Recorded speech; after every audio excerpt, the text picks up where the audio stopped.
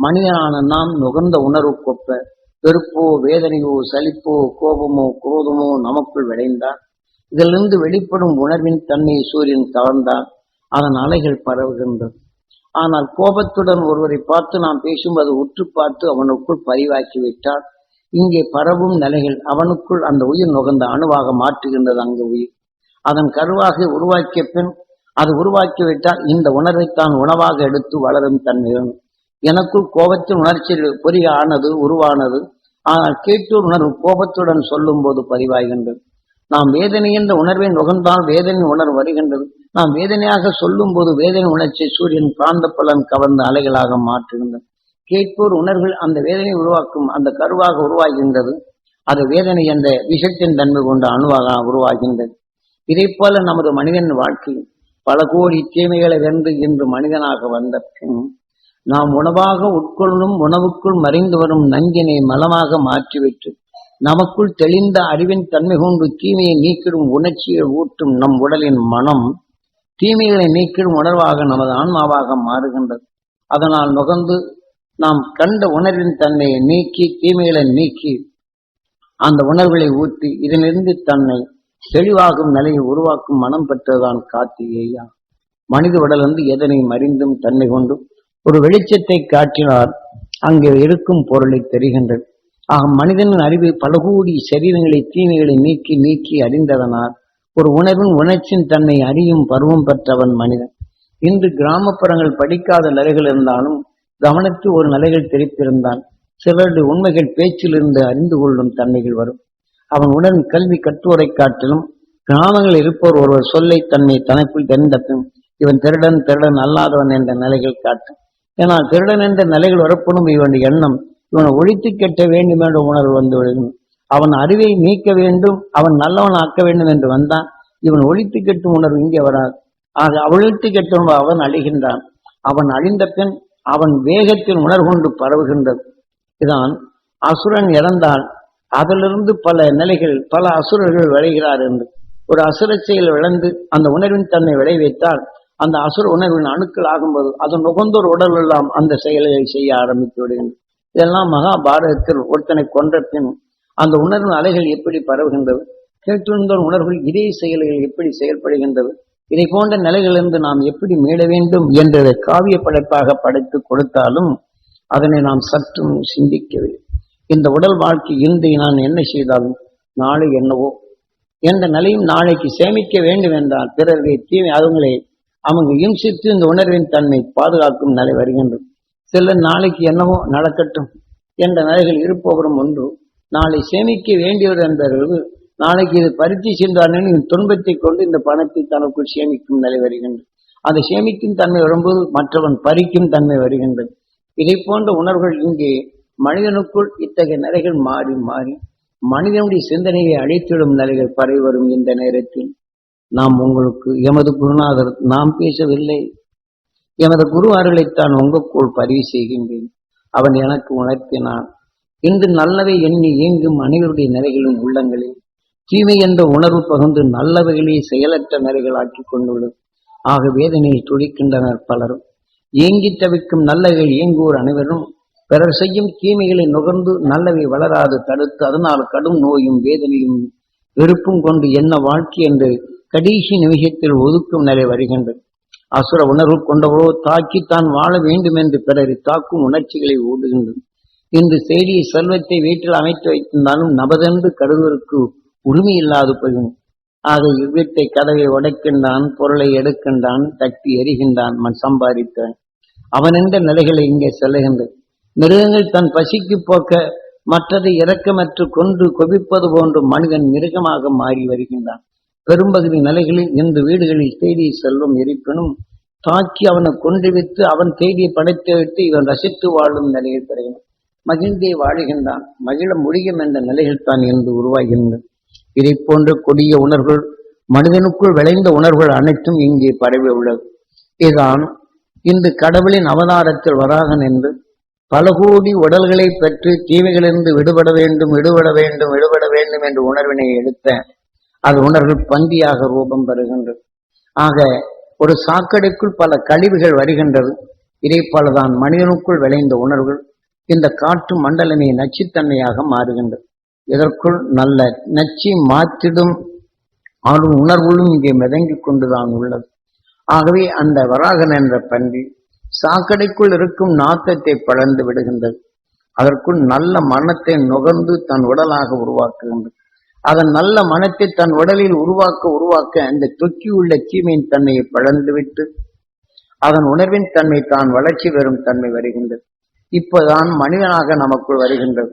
ஆக தீமைகளை நீக்கி நாம் உணவாக உட்கொள்ளும் உணவுக்குள் மறைந்து வரும் நஞ்சினை நீக்கிட்டு நாம் உடலிருந்து வரக்கூடிய மனத்தால் அதன் அறிவால் தீமையென்று உணர்ந்து அது சமப்படுத்தும் உணர்வுகள் பெற்றது மனிதனின் 6வது அறிவு.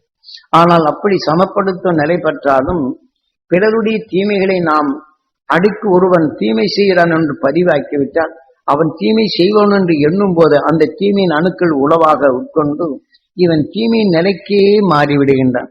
சமப்படுத்தும் உணர்வுக்கும் மாறாக நுகர்ந்தறிந்த உணர்வு அது வலு கொடுத்து இதனின் தன்மையை வளர்ந்து விடுகின்றான். இப்படி வளர்ந்த உணர்வுகள் பலரின் உணர்வுகள் பல மாற்றங்கள் வந்து மனிதனுக்குள் மனிதனே பகைமை உணர்வு வளர்த்திடும் நிலையும் ஆக வெறுக்கும் நிலையும் வேதனைப்படும் உணர்ச்சிகள் வருவதே இது பூமியில் இப்படி கலந்துள்ளது. ஆகவே பலருடைய உணர்வுகள் அது தன் அறியாம வந்தாலும் தனக்குள் நுகரப்படும் போது தீமை புகாது தடுக்க வேண்டும் என்று கடவுளின் அவதாரத்தில் உயிரின் வளர்ச்சி ஆனத்தும் பல உணர்வுகள் அறிந்தவன் பரசுராம் சமப்படுத்த தெரிந்து கொண்டவன் மனிதன் உலக இயல்பின் தன்மை அறிந்து கொண்ட பின் நரசிம்மா ஆக தீமை என்று ஒரு மனிதன் வேதனையில் வாடுகின்றான். அந்த உணர்வின் தன்மை நாம் நுகர்ந்து நமக்குள் அந்த வேதனை உருவாக்காதபடி தடுத்தல் வேண்டும். இதுதான் ராமாயணத்தில். ஆக இங்கே பன்றியினுடைய தன்மைகள் சாக்கடையை நீக்கி இந்த உணர்வின் தன்மை தனக்குள் எடுத்துக்கொண்டது என்று ராமாயணத்தில் வாலி அவன் யாரை பார்த்தாலும் சமவளவு பெற்றுக் கொள்வான் என்று காவிய தொடுப்பில் கூறப்படுகின்றது. இப்போ வாலி என்பது ஒரு மனிதன் வேதனைப்பட்டால் நீங்கள் அந்த மனிதனை நுகர்ந்தால் மனிதன் வளர்ந்து வரக்கூடிய நுகர்ந்தால் உங்கள் நல்ல குணங்களை அமைக்க வைத்து அதன் வலிமைதான் காட்டும். ஆகவே இந்த வலிமையான உணர்வு உள்ளே போகாதபடி தடுத்தல் வேண்டும். இதுதான் ராமாயணத்தின் வாலி ஒரு குகைக்குள் இருந்து அவன் வெளி வருவதற்கு முன் அவன் பாதவி அவன் குறிவைத்து தாக்கி அவன் மறைந்திருந்து அந்த கூட்டை மறைத்து விட்டார் என்று காரணத்தை காட்டுகின்றது. ஆகவே தான் நமக்குள் வேதனையின் உணர்வு உள்புகுந்து நம் உடலுக்குள் போய் நம்ம உடலுக்குள் பல தீமைகளை செய்யாது தடுத்தல் வேண்டும்.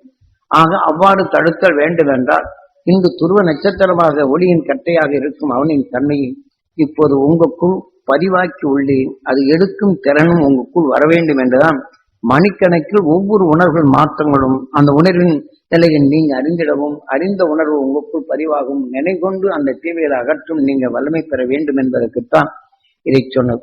எப்போது தீமை என்று உணர்வுறதோ அப்போது அந்த துருவ நட்சத்திரத்தின் பண்ண உணர்வை தனக்குள் எடுத்து பதிவாக்கி கொண்டான். இந்த உணர்வை எண்ணும் போது அதை அலற்றி நம்ம உயிர் ஆக எலக்ட்ரான். இப்போ ஒருவன் கோபத்தின் நிலையை பதிவாக்கிவிட்டால் அதை நினைக்க பின் அந்த உணர்வின் எலக்ட்ரானிக்கா மாறி அவன் உணர்ச்சி கொண்டு கம்ப்யூட்டரில் இயக்குவது போல நமது உணர்வின் குணங்கள் அப்படி இயங்கிவிடும். ஆகவேதான் தீமை என்ற உணர்வு நமக்குள் உட்புகாதபடி தடுக்க நமது உயிரான ஈசனை எண்ணி நம்ம கண்ணின் நினைவை உயிரான ஈசனிடம் வேண்டி அந்த துருவ நட்சத்திரத்தின் பேரருளும் பேரொழியும் பெற வேண்டும் என்று எண்ணினால் ஏற்கனவே துருவ நட்சத்திரத்தை உங்கள் தியானத்தால் பதிவு செய்து அந்த உணர்வின் எண்ணம் கொண்டால் இந்த காற்றுக்குள் மறைந்திருக்கும் உணர்வை நீங்கள் கவர்ந்து இங்கே இடைமறித்தால் இந்த வேதனை என்ற உள்ளே புகாதபடி இது தடுத்து நிறுத்தி இந்த உணர்வின் தன்னை தனக்குள் பாதுகாப்பு கொடுத்து நமக்குள் இருக்கும் தீமை செய்யும் வினைகளுக்கும் இந்த அருள் பெற்ற பின் இதை அழைத்து விடுவது. ஒவ்வொரு அணுவின் தன்மை நாம் இரத்தத்தில் செல்வதை அந்த தீய உணர்வு உணர்ச்சி ஒன்றினால்தான் அது உணர்வை அதிகமாக கவரும். அந்த துருவ நட்சத்திரத்தின் பேரருளும் பேரொழியும் பெற வேண்டும் என்று உள் செலுத்தினால் நம் உடலுக்குள் இருக்கும் நிலைகள் மறைத்து விடுகின்றன. ஆகவே இந்த தீமையின் உணர்வு உள்புகாத தடுத்து நின்றற்றும் ஈஸ்வரா என்று அந்த துருவ நட்சத்திரத்தின் பேரருளும் பேரொழியும் யார் நோய்வாய்ப்பட்டுள்ளாரோ அவர் உடல்களை படந்து அந்த தீமையின் நிலையில் அது நீங்க வேண்டும் என்று நாம் உணர்வின் சொல்லால் அவர் செவிகளிலே பார்க்கப்படும் போது அவர் உற்று நம்மை பார்த்தால் நாம் சொல்லி வெளிப்படும் உணர்வின் தன்மை அவர் நுகர்ந்து அந்த உயிரை பட்டு அந்த தீமை என்ற வேதனை அகற்றும் அந்த சக்தி நீ இதை செய் நீ பெறுவாய் என்றால் இந்த உணர்வின் தன்மை கொண்டு அவர்கள் எண்ணங்கள் கூட்டினால் அவர்கள் காத்துக் கொள்வார். இப்போது நாம் நடைமுறை வாழ்க்கையில் அவன் வேதனைப்படுகிறார் என்று நுகர்ந்தால் இந்த உணர்வின் தன்மை நமக்குள் பதிவானால் அது என்ன ஆகின்றது? அந்த வேதனைப்படும் உணர்வு இங்கே அணை ஆகும்போது நம் உடலிருந்து உணர்ச்சிகளை உந்தி நாம் கண்வெளி அந்த நிலையை ஆன்மாவாக மாற்றி நாம் உயிருடன் இணைக்க செய்து ரத்தத்தில் கலக்க செய்து அந்த உடலின் தன்மை உணவாக எடுத்து அந்த வேதனைப்படுத்தும் அணுக்கள் பெருக தொடங்கிவிடும். ஆனால் நல்ல அணுக்களுக்கு இடம் இல்லாது போய்விடும். நாம் நீங்கள் எல்லாம் பெறச் செய்வதற்கு எமது குரு அருள் உங்களுக்கு உறுதுணையாக இருந்து அவரால் தான் நாம் இதை அறிய முடிகின்றது. அவரின் உணர்வை உங்களுக்குள் பாய்ச்சி அந்த உணர்வின் தன்மை நீங்கள் பெற்று நீங்கள் நுகர்ந்த உயிர் உங்கள் உயிரான ஈசன் அதனை அது கருவாக்கி உங்க உடலாக்கும் அணுவாக்கி அதன் தன்மை கொண்டு உங்களை காத்திடும் அரும்பெரும் சக்தி பெற வேண்டும் என்பதுதான். உங்கள் உயிரை ஈசனாக மதித்து உங்கள் உடலை அவனுடைய ஆலயம் என்றும் மனிதனாக உருவாக்கிய நற்பண்புகளும் நல்ல உணர்வும் தெய்வமாக மதித்து உங்களில் அந்த நல்ல குணங்கள் மறைந்திடாது அரும் ஞானின் உணர்வு உங்களுக்குள் வளரச் செய்து உங்கள் நல்ல குணங்களை காத்து இந்த மனிதன் உணர்வின் நிலைகளிலேயே அந்த துருவ நட்சத்திரத்தின் உணர்வை உங்களுக்குள் சேர்த்து இந்த உடலுக்கு பின் அதை பற்றினால் அங்கே வருகின்றது. வேதனை என்று உணர்வை நான் நுகர்ந்தால் அந்த வேதனை உணர்வு நமக்குள் வலுவானால் வேதனையால் இறந்த அந்த ஆன்மா நம் உடலுக்குள் எந்த பின் அந்த உடலை இழுத்து விடுகின்றது. அந்த ஆன்மாவை நமக்குள் இழுத்தும் இது நமக்குள் அந்த விஷயத்தின் தன்மை இன்றும் மீண்டும் பெருக்கி நமது சுவாச வழியில் அந்த வேதனை நுகர்ந்து அது வளர்ந்து நம்முடைய உடலை பிளந்து விட்டு அது வெளியே செல்லும். நாம் இந்த உடலை விட்டு வெளியே செல்லும் போதும் நாம் யார் மேல் பற்று இருந்ததோ அவருக்கும் நுழைந்து அந்த பணிதிரிய விஷயத்தை தான் அங்கு ஊற்றி மீண்டும் மனிதன் தேய்புரையாக மாறுகின்றது. மான் சாந்தமானது புலியை உற்று பார்த்து உணர்வின் தன்மை பெற்ற பின் மான் இறந்த பின் புலியின் உடலுக்குள் சென்று புலியாக வருகின்றது. பாம்பு விஷத்தை எளிமையில் பாய்ச்சிய பின் இந்த விஷத்தின் மெண்டகன் பாம்பின் நிலைகள் பார்த்த பின் அந்த பாம்பின் உடலுக்குள் எலி பாம்பின் உறவை கருவாகின்றது. பாம்போ அது கருடன் தூக்கி சென்று அது கொஞ்சம் கொஞ்சமா உயிரோடு அது பிச்சு தெங்கும் போதும் அவனுடைய கண்கள் உற்று கருடனை உற்று நோக்குகின்றது. அந்த உணர்வின் தன்மை தான் உடலை விட்டு பிரிவதற்கு முன் அந்த உணர்வின் வலுப்பெறுகின்றது. எதை கண்ணால் கூர்ந்து பார்த்ததோ இந்த பாம்பின் உயிரான்மா சென்ற பின் கருடன் உடலுக்குள் சென்று அதன் உணர்வு கருவாகி கருடனாக பிறக்கின்றது. இப்படித்தான் ஒன்றுக்குள் ஒன்று இரையாகி பல துன்பங்களை அனுபவித்து வந்தோம். இனி அந்த நரகலோகத்திற்கு செல்லாது நாம் உணர்வின் தன்மை சொர்க்க பூமியாகி இந்த உணர்வின் தன்மை கொண்டு நம் உயிரான அவன் தொடர் கொண்டு இந்த சொர்க்க வாசல் இதன் வழிகொண்டு நாம் அந்த துருவ நட்சத்திரத்தின் ஈர்ப்பு வட்டத்தில் நாம் சென்று இந்த சூரியனை அழிந்தாலும் இந்த பிரபஞ்சத்தில் சூரிய அது சப்தரிஷி மண்டலங்களும் துருவ நட்சத்திரம் அழிவதில்லை. ஆக இதன் பின் இது ஒரு புது மண்டலங்களாக மாறி ஆக அகண்ட அண்டத்தில் இது சுழலும் தன்மையும் அகண்ட அண்டத்தில் வருவதை தன்னிச்சையாக ஒளியின் தன்மை மாற்றும் தன்மை பெறுகின்றது. ஆகவே நாம் அந்த துருவ நட்சத்திரத்தின் அருள்வட்டத்தில் நாம் சேர நாம் இப்போது தியானிப்போம். இந்த உணர்வின் தன்மை பதிவுபட்டு உங்கள் ஈர்க்கும் சக்தி கூட்டி இந்த வாழ்க்கையில் வரும் இருளை அகற்றி மெய்ப்பொருட்காணும் அருள் சக்தி உங்களிலே பெற வேண்டும் என்றுதான் எமது குரு அருள்படி ஒவ்வொரு உயிரையும் ஈசனாக மதித்து அவன் வீட்டிற்கும் ஆலயம் என்று மதித்து அதை உங்களுக்கு அந்த ஈசனுக்கு காணிக்கையாகவும் அமுதாகவும் உடல் உள்ள அந்த நல்ல அணுக்களுக்கு நல்ல குணங்களுக்கு பெருந்தம் பெறும் அந்த அருள் சக்தி பெற வேண்டும் என்றுதான் இதை உங்கள் உயிரை ஈசனாக மதித்து உங்கள் உடலை கோயிலாக மதித்து இதை அந்த நல்ல குணங்கள் வளர வேண்டும் என்று எண்ணி இதை உபதேசித்து இனி இதன் வழிப்படி நாம் பேசிய உணர்வுகள் இன்று நட்சத்திரங்களிலிருந்து வரக்கூடிய உணர்வுகளை நீங்கள் உற்று பார்த்து பதிவானதால் நீங்கள் எண்ணி ஏங்கி பெறும் தகுதி பெறும்படிதான் இப்போது செய்தது. இதன் வெளிப்படி காலையில் துருவ தியானத்தில் நீங்கள் இருந்தது என்றால் துருவ நட்சத்திரத்திலிருந்து வெளிப்படும் அந்த உணர்வினை நீங்கள் நுகர்ந்து உங்கள் வாழ்க்கை வரும் துன்பங்களை அகற்ற முடியும் என்பதற்குத்தான் இப்போது உபதேசித்தது.